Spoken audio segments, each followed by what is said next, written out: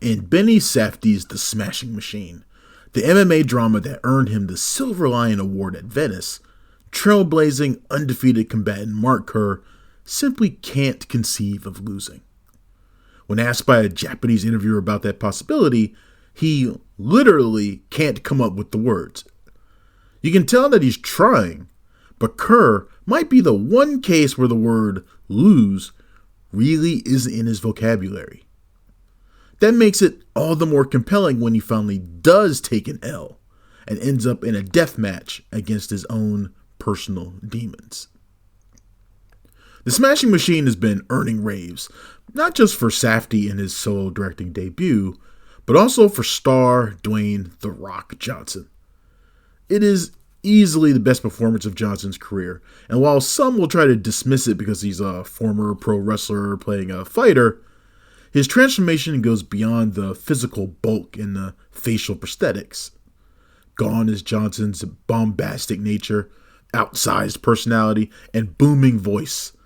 In its place is a gentler affectation, a different cadence in the speech, and a kind-hearted sensitivity that he's never had a chance to show. Johnson doesn't need an Oscar nomination for his performance to be a success, although he still might get one. The film is based on the excellent 2002 documentary of the same name, in which Kerr confronts his personal demons, drug and alcohol abuse, and domestic drama.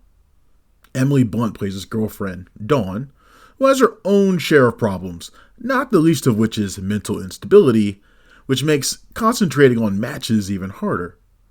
Both Mark and Dawn are emotionally stunted people.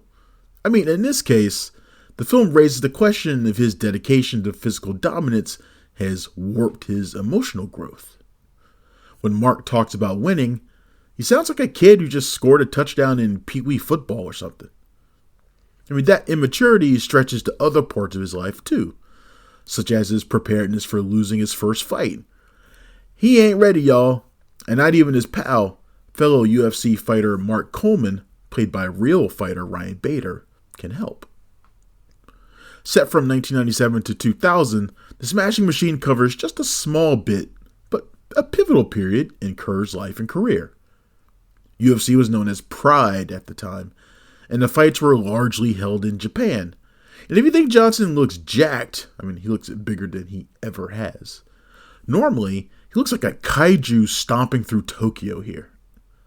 Similar to Sydney Sweeney's Christie biopic about boxer Christy Martin, The Smashing Machine is unconventional in that success for Kerr isn't just measured in the winning of titles.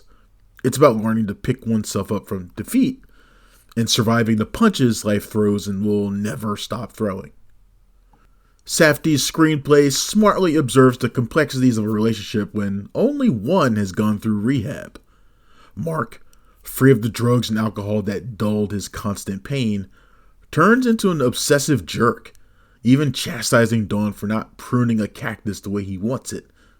Before that, he was just a teddy bear, her big strong man. She's not much better. Her need to be the center of attention at all times, along with her own substance abuse issues, threatens to derail a big money fight that could change both of their lives. There's also the matter of Mark's friendship with Coleman. You think it's going to be a toxic dude bro movie, but there's actually quite a lot of vulnerability shown between these two mountainous men.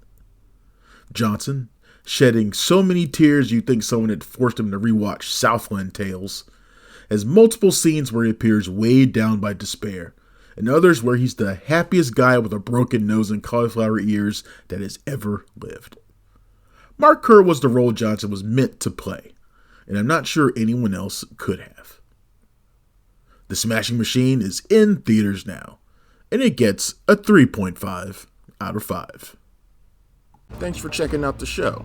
If you like what we're laying down, please subscribe to our channel and click the bell to receive notifications for all of our latest stuff.